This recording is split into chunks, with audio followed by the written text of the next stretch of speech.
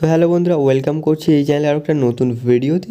তো বন্ধুরা, এই ভিডিওতে কিন্তু আমি সিরিয়াসলি বলতে চলেছি যে ইন্ডিয়ার যে স্কোয়াড আর কি রয়েছে এএফসি এশিয়ান কাপের জন্য, তো সেই স্কোয়াডে সবথেকে কোন গোলকিপারকে নিলে আর কি বেস্ট হবে, তো কোন গোলকিপার পারফরমেন্সের দিক থেকে ভালো, কোন গোলকিপারের বেশি এক্সপিরিয়েন্স রয়েছে, অ্যান্ড কোন গোলকিপারকে আশা রাখা যাচ্ছে যে স্টার্ট করাবেন কোচ ইগো স্টিম্যাচ, তো সেই ব্যাপারেই কিন্তু কথা বলবো। তো বন্ধুরা, উজবেকিস্তান সিরিয়া অস্ট্রেলিয়া ম্যাচ সামনে রেখে কিন্তু অবশ্যই পরিকল্পনা সাজাচ্ছেন কোচ ইগোর স্টিম্যাচ। তো বন্ধুরা, গুরপ্রীত সিং সান্ধু কিন্তু তার এই সিজনটা একদমই ভালো যাচ্ছে না। কারণ বন্ধুরা, তিনি কিন্তু হিরো ইন্ডিয়ান সুপার লিগে মাত্র 12টা ম্যাচ খেলেছে বেঙ্গালুরু এফসির হয়ে, অ্যান্ড তিনি কিন্তু 12টা ম্যাচে 19টা গোল কনসিড করেছে। তো দুটো মাত্র ক্লিন শিট রয়েছে, তো বলাই চলে এই সিজনটা কিন্তু তার অতটা ভালোও যাচ্ছে না।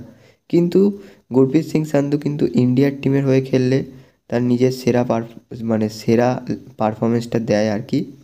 তো দেখা যাক বন্ধুরা, এবারে চলে যাব কিন্তু পরবর্তী গোলরক্ষকের দিকে। তো বন্ধুরা, এবারে চলে এসেছি কিন্তু অমরিন্দর সিংয়ের স্ট্যাটস নিয়ে। তো বন্ধুরা, অমরিন্দর সিং কিন্তু বর্তমানে আর কি হিরো ইন্ডিয়ান সুপার লিগ এবং এএফসি কাপ খেলছেন। তো এই দুটো টুর্নামেন্টের মধ্যে কিন্তু তিনি ইন্ডিয়ান সুপার লিগে 12টা ম্যাচের মধ্যে কিন্তু 12টা গোল খেয়েছে এবং 6টা ক্লিন শিট রেখেছে অবশ্যই।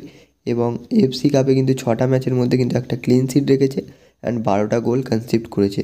তো টোটাল বলতে গেলে তিনি কিন্তু এই সিজনে 18টা ম্যাচে 24টা গোল খেয়েছে এবং 7টা ক্লিন শিট অবশ্যই রেখেছে। তো বন্ধুরা, বলাই চলে কিন্তু অমরিন্দর সিং এই সিজনে ভালো পারফর্ম করছেন, অ্যান্ড কিন্তু তিনি যেমন ভালো সেভ করছে একটি ম্যাচে, অন্য ম্যাচে কিন্তু আর একটা বাজেভাবে একটা গোল কনসিড করছে। তো সেক্ষেত্রে কিন্তু সমস্যার ব্যাপার হয়ে দাঁড়াচ্ছে। অ্যান্ড বন্ধুরা, এই যে অমরিন্দর সিং, তার ডিফেন্সের জন্য কিন্তু তিনি একটু বেনিফিট পাচ্ছে বলাই চলে। কারণ কিন্তু তিনি ওড়িশা এফসির হয়ে খেলছেন এবং ওড়িশা এফসিতে কিন্তু বর্তমানে সেরা সেরা ডিফেন্ডার রয়েছে। তো বন্ধুরা, বিশাল কাইত পরবর্তী গোলরক্ষক এবং এই লিস্টের সবথেকে ইয়াং গোলকিপার। তো তিনি কিন্তু মোহনবাগানের হয়ে খেলেন এবং তিনি কিন্তু এই সিজনে আর কি 3টে টুর্নামেন্ট খেলেছে। তো বন্ধুরা, hero Indian super league, AFC cup, Durand cup and AFC কাপের কোয়ালিফায়ার্স ম্যাচ খেলেছিল দুটো। তো সব মিলিয়ে কিন্তু 22টা ম্যাচ খেলে ফেলেছে এবং 29টা গোল কনসিড করেছে এবং 5টা ক্লিন শিট রয়েছে তার। তো তিনি কিন্তু গোল বেশি কনসিড করেছে।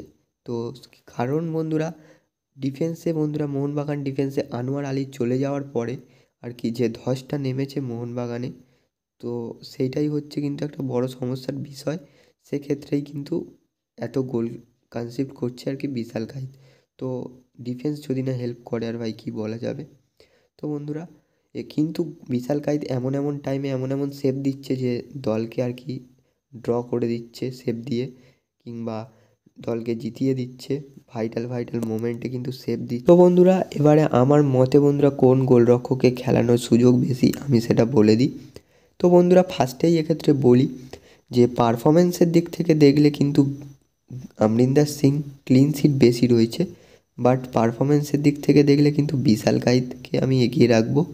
অ্যান্ড বন্ধুরা, এক্সপিরিয়েন্সের দিক থেকে দেখলে কিন্তু আমি গুরপ্রীত সিং সান্ধু বা অমরিন্দর সিংকে এগিয়ে রাখবো, কারণ তাদের এক্সপিরিয়েন্স আছে। বিশাল কাইতের এক্সপিরিয়েন্স কিন্তু অতটাও নেই, তো তিনি কিন্তু পারফরমেন্সের দিক থেকে এগিয়ে রয়েছে। তো বন্ধুরা, যেহেতু এএফসি এশিয়ান কাপের মতো টুর্নামেন্ট এক্সপিরিয়েন্স প্লেয়ার লাগবে, সেক্ষেত্রে কিন্তু আর কি বিশাল কাইতকে আমরা গোলবারের নিচে দেখতে পারি। তো বন্ধুরা, এই ছিল স্পেশালি আজকের ভিডিও। অ্যান্ড তোমরা কিন্তু কমেন্ট বক্সে অবশ্যই জানিয়ে দেবে কোন গোলরক্ষককে খেলালে আর কি বেস্ট হবে। তো অবশ্যই ভিডিওটা এখানেই শেষ করছি, দেখা হচ্ছে পরবর্তী ভিডিওতে।